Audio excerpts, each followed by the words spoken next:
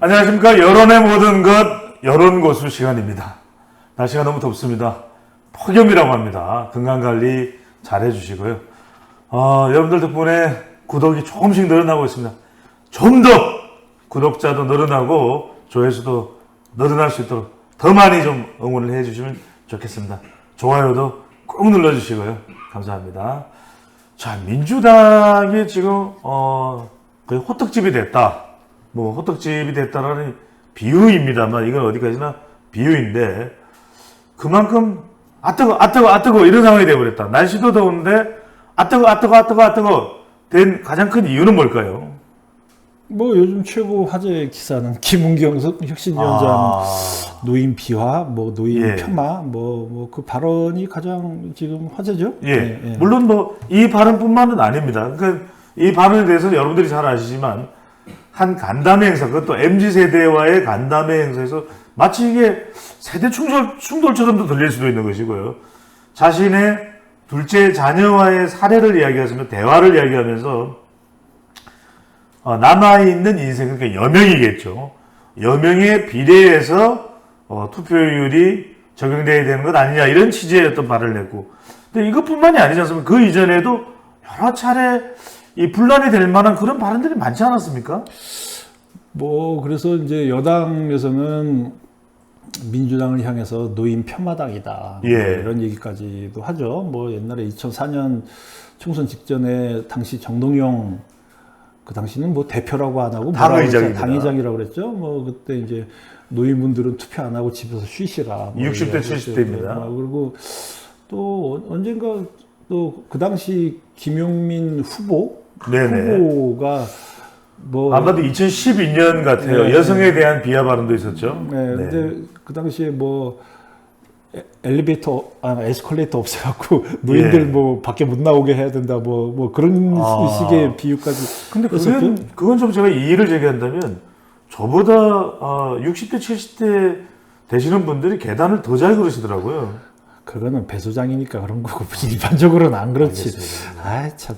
근데 어쨌든 이제 저는 최근 발언을 보면서 이게 이제 과거와는 좀 약간 판단을 좀 다르게 해야 된다. 이게 이제 일단은 노인 유권자들에게 정말 치명적인 타격을 줄 수도 있겠네요. 그렇죠.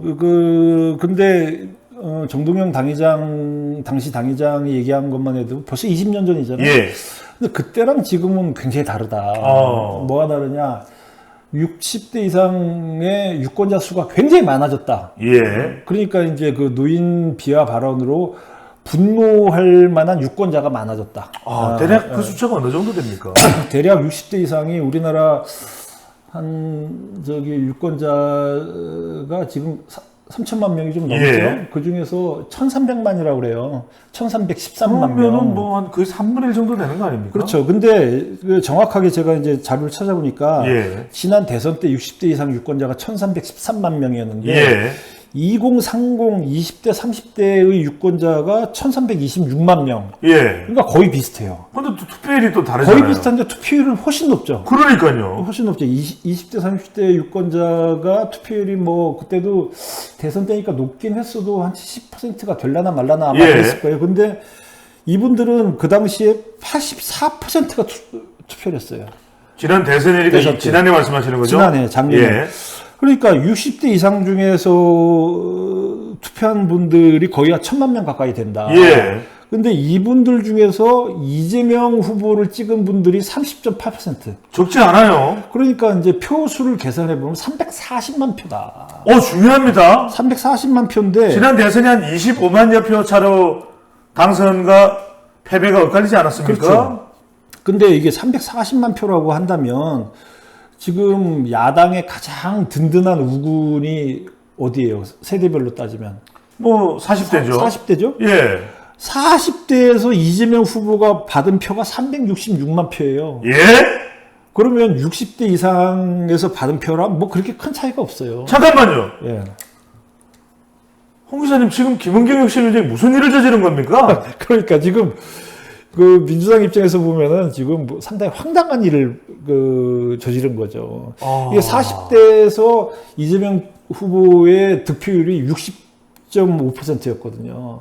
근데 그거보다 그러니까 60대 이상보다 2배가 더 많았지만은 366만 표였다. 예. 근데 30.8%의 득표율 갖고도 이미 340만 표나 그 고령층이 이재명 후보한테 투표를 했다.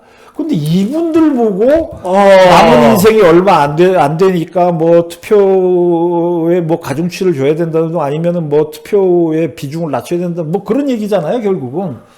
아니, 홍 기자님, 제가 궁금해서 여쭤봅니다. 이 정도면 엑스우먼, 뭐 내부 총질 뭐 이렇게 봐도 되는 겁니까?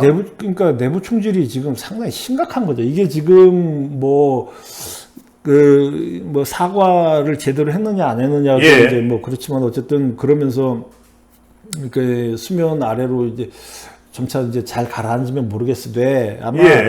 총선 국면이 되면은 또 다시 뭐 이런 식의 비하 발언이 어느 순간에 또 돌출할지도 모르겠고 예. 지금 민주당은 한 20년 가까이 때만 되면 자꾸 이런 얘기를 한단 말이죠. 때만 되면. 그러니까 심지어 2016년 총선 전인 2015년에 어떤 일이 있었냐. 15년입니다. 그 당시에는 당대표가 문재인 전 대통령이었죠. 그랬죠. 네, 문재인 당대표도 뭐라고 그랬냐면, 노인 세대는 미래를 바꿔야 된다는 의지가 없다. 예? 그래서 젊은 세대가 나서야 된다. 그 당시 이제 토크 콘서트에서 뭐라고 그랬냐면 정부의 잘못된 정책으로 고통을 받으면서도 노인 세대는 박근혜 정권을 지지한다. 뭐 이제 그런 식으로 얘기했단 말이에요. 잠깐만요. 지금 문재인 전 대통령이 노인 아닌가요?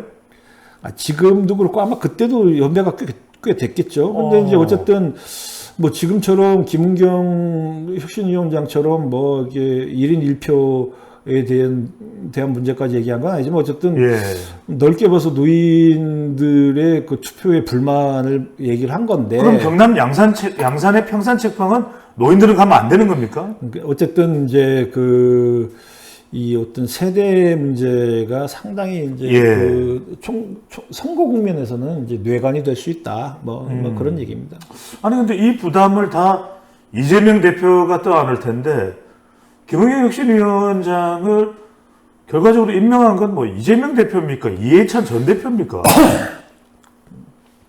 이재명 대표죠. 예? 네. 예, 이재명 대표인데 제가 이 시간에 예전에도 한번 그런 얘기를 한 적이 있었는데 이제 첫 번째 혁신위원장 이내경입니다. 했던 이내경 뭐 다른 백년 재단 이사장인가 뭐 이제 그분은 그거 뭐 재단은 굳이 몰라도 될 것 같고 천안한 자폭설에 대한 논란으로 9시간인가 10시간 만에 이제 스스로 이제 사퇴를 했잖아요. 그때도 왜 저런 분을 그 당을 혁신하는 책임자로 선임을 했느냐. 이재명 대표가 그런 논란이 있었는데 지금 다시 이제 그 후임으로 들어선 김은경 위원장은 지금 더 심각하단 말이죠. 지금 뭐 또 이 비슷한 말들이 또 다른 설화들이 계속 있었단 말이죠. 이쯤 되면 차라리 이래경이 더 낫다 뭐 이렇게 이야기가 나올 수도 있나요? 뭐 그건 아닐 것 같고 근데 이제 어쨌든 이재명 대표가 뽑는 사람마다 저렇다. 그러면은 지금 민주당이 그 정권을 갖고 있는 정부 여당을 향해서 특히 이제 윤석열 대통령을 향해서 인사 때마다 최근에 뭐 이동관 방통위원장도 마찬가지고 뭐 이상민 내무부 장관도 마찬가지고 김영호 통일부 장관도 마찬가지고 하여튼 인사 참사다 이런 말을 많이 해요. 뭐 왜 그런 사람을 뭐 그 자리에 앉혔냐 뭐 이런 얘기를 굉장히 많이 하는데 야당 입장에서는 뭐 정부를 책임지는 입장은 아니니까 뭐 어떤 인사 문제가 불거질 일이 사실은 거의 없잖아요. 거의 없는데도 불구하고 이재명 대표의 인사가 할 때마다 이런 논란이 벌어진다라고 한다면 이재명 대표가 사람을 보는 눈이 조금 좀 약간 독특하다. 뭐 이제 그런 부담스러운 상황이 되겠네요. 그러면은 이제 정권을 나중에 이제 뭐 언젠가라도 민주당이 뭐 이재명 대표가 아니더라도 뭐 나중에 수권 정당으로서 역할을 할 때가 있겠는데 이재명 대표 입장에서는 정권 수권 능력이 이게 좀 문제가 있는 거 아니야? 자, 지금 보통 일이 아닙니다. 지금 방송하는 시점 이전에 일어난 일로 윤관석 의원은 구속, 이승만은 기각이 됐습니다만 계속 또 수사가 됩니다. 지금 심상치가 않습니다. 자, 유인태 전 사무총장, 유인태 전 국회의원은 민주당이죠. 김은경 뭐하냐? 사퇴하라. 물러나야 된다. 어떻게 보십니까? 근데 그게 그러니까 이제 그 유인태 전 뭐라고 붙여야 돼요? 뭐 유인태 전 의원 전 의원입니다. 뭐 하셨지만 어쨌든 예. 원로잖아요. 원로죠. 원로인데 그분 말씀처럼 이게 이제 그냥 뭐 적당한 사과로 끝나는 게 아니라 이게 네. 뭐 좀 근본적인 대책이 필요한 건데 이 더군다나 김은경 위원장이 이제 지방에 내려가서 뭐 이제 그 이 혁신위원들 데리고 가서 이제 뭐 같이 얘기하는 뭐 그런 간담회나 이런 자리가 계속 이어지고 있단 말이죠. 예. 앞으로도 계획이 있단 말이죠. 그럴 때마다 또 무슨 얘기를 할지 이게 지금 김은경 입만 쳐다보고 있는 민주당이 되고 있다. 뭐 이제 그런 얘기가 나오고 있거든요. 그러면은 좀 상당히 그 곤란한 상황이 계속될 수가 있죠. 알겠습니다. 자, 과연 위기 속에서 혹을 떼주는 것이 아니라 혹을 더 붙이고 있는 혁신위원회 어떤 운명을 맞이하게 될지도 지켜보도록 하겠습니다.